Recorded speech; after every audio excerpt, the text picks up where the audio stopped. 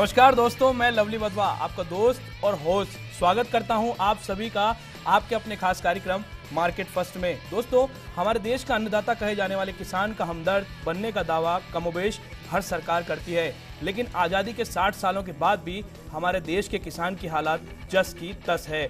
आधुनिकता के युग में खेती के फायदे का सौदा भी साबित हो सकते हैं। बस जरूरत है आधुनिक तरीकों को अपनाने की। ग्लोबलाइजेशन के इस युग में खेती के तौर तरीकों में भी भारी बदलाव आया है। ऐसे में खेती के नए नए तरीकों से आज का किसान अगर अपडेट ना रहे तो खेती किफायत की बजाय नुकसान का सौदा साबित हो सकती है। आज के इस खास शो में हम यही बताने की कोशिश करेंगे कि एग्रीकल्चर सेक्टर क्या कुछ कह रहा है और करेंगे एग्रीकल्चर सेक्टर की पड़ताल। आखिर एग्रीकल्चर सेक्टर के अंदर नफा किस तरह से है और किस तरह बचा जा सकता है नुकसान से। शो की शुरुआत करें उससे पहले नजर डालते हैं एक खास रिपोर्ट पर।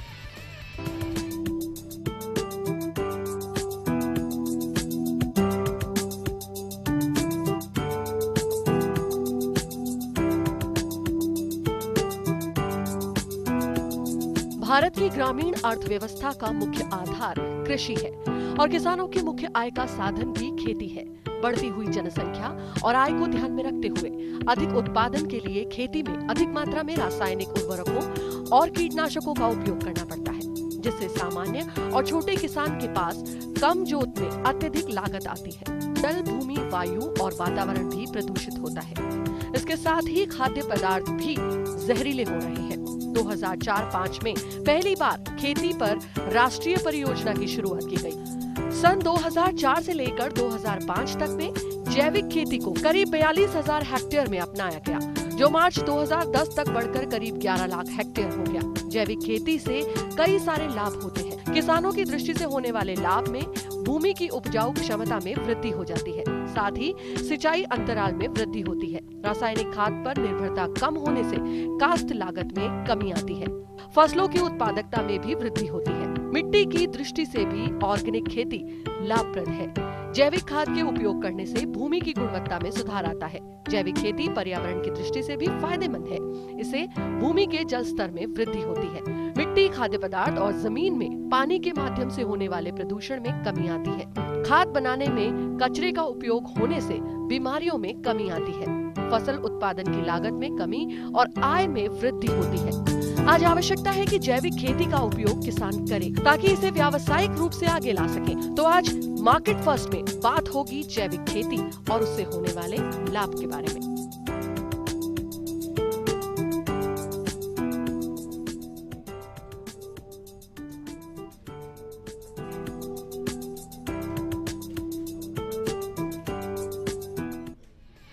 दोस्तों, आज के हमारे एग्रीकल्चर स्पेशल शो में हमारे साथ मौजूद हैं एक एक्सपर्ट पैनल। उनसे मैं आपका परिचय करवाता हूं। हमारे साथ मौजूद है मोहित पॉलिटेक प्राइवेट लिमिटेड के एमडी श्री श्रवण कुमार शर्मा जी, उनका स्वागत करते हैं।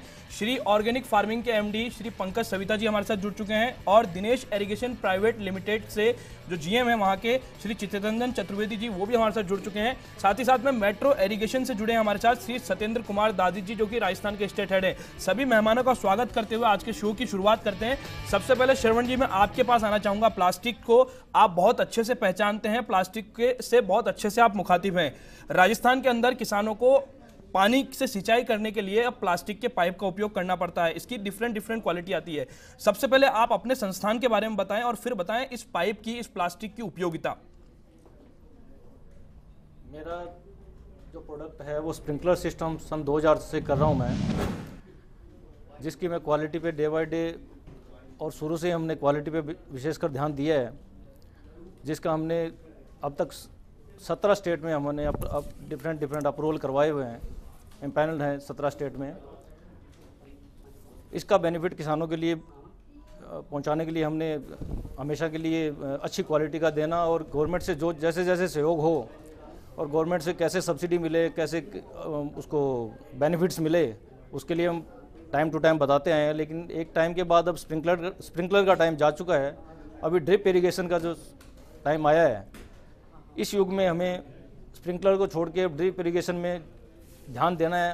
हालांकि गवर्नमेंट पिछले 15 साल से ड्रिप में भी इतनी ज़्यादा अग्रसर है जितनी कि स्प्रिंकलर में थी पहले, अभी ड्रिप में भी वही है। पर अभी पिछले 2-3 साल से ड्रिप का सिस्टम कुछ गवर्नमेंट की सब्सिडी का सिस्टम कम होने से या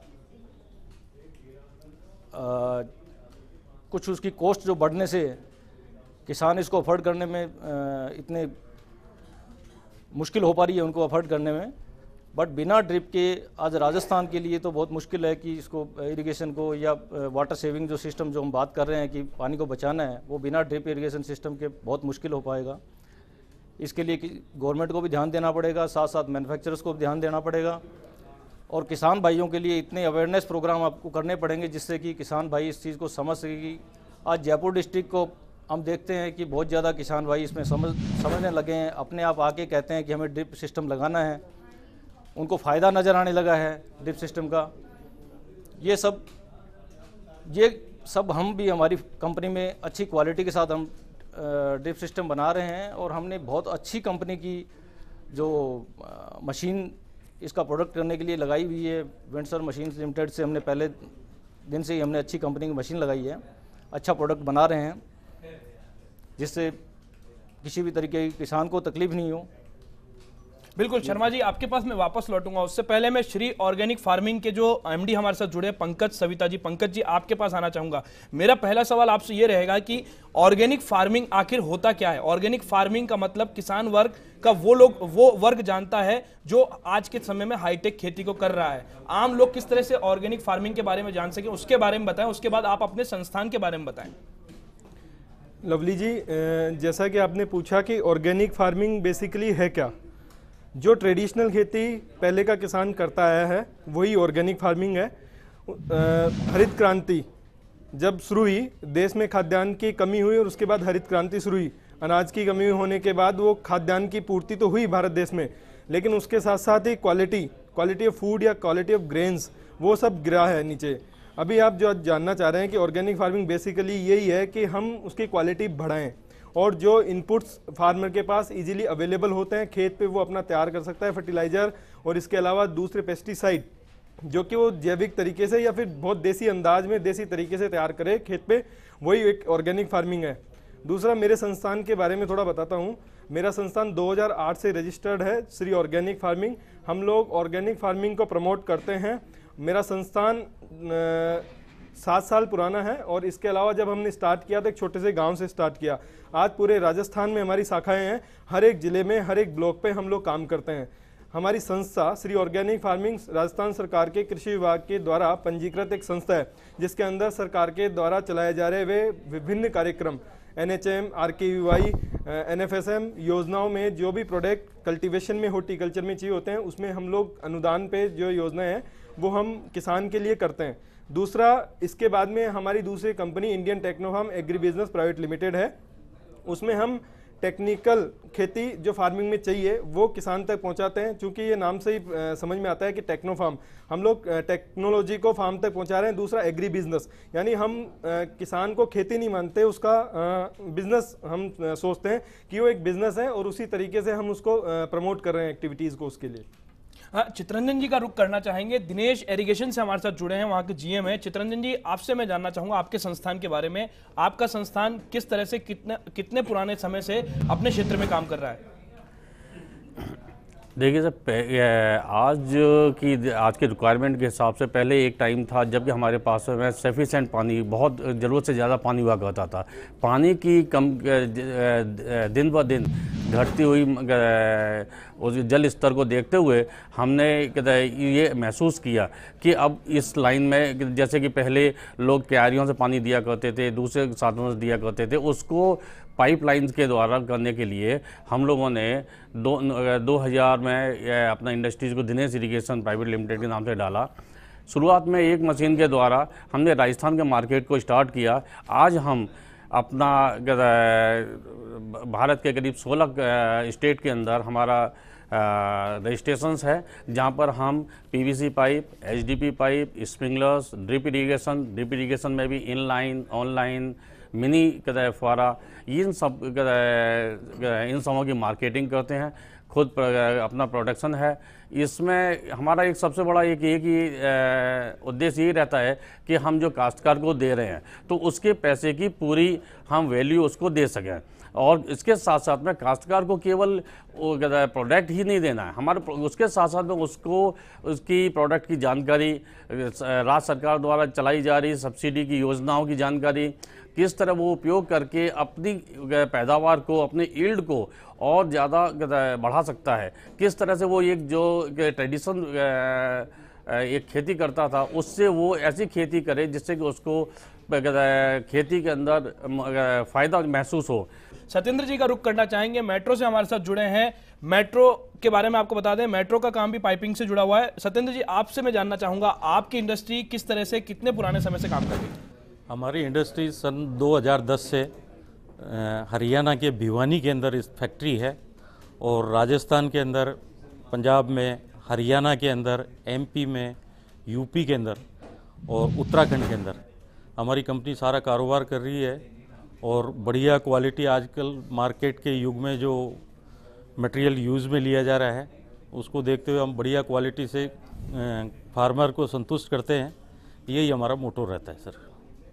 बिल्कुल। तो दोस्तों, हम लगातार ये बताने की कोशिश कर रहे हैं कि आखिर एग्रीकल्चर के फील्ड में क्या कुछ नए नए काम हो सकते हैं और कौन से ऐसे एग्रीकल्चर सेक्टर की पड़ताल करने की हम कोशिश कर रहे हैं। शर्मा जी का रुख हम करना चाहेंगे। श्रवण कुमार शर्मा जी हमारे साथ जुड़े हुए मोहित पॉलिटेक्स से। क्या लगता है आपको शर्मा जी, प्लास्टिक को लेकर के लोगों के मन में तरह तरह की धारणाएं होती है, लेकिन आज प्लास्टिक जो है वो आम आदमी की जरूरत बन चुका है, क्या मानते हैं आप? लवली जी, आप अच्छी तरह से जानते हैं कि बिना प्लास्टिक के जीना या अपना जीवन जो रूटीन में चल रहा है वो संभव नहीं है। हम यहाँ बैठे हैं तो यहाँ भी 10 तरह की आप प्लास्टिक की चीज़ें आप देख पा रहे हो।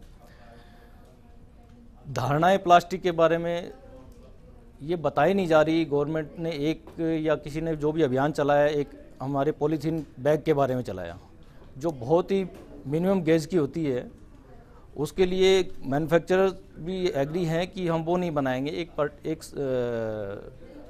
पर्टिकुलर गेज जो उन्होंने स्पेसिफाइड कर रखा है कि इस गेज तक आप बनाइए इसको, उससे ऊपर तो वो, उससे नीचे अगर बनती है तो वो एक बैंड है जिसके लिए इन्होंने इंडस्ट्रियां बंद करी है, जगह जगह छापे मारे हैं और सब किया हुआ है। पोल्यूशन के लिए बात चल रही है, तो वो धारणाएं जो है उसको एक क्लियर नहीं किया गया पब्लिकली।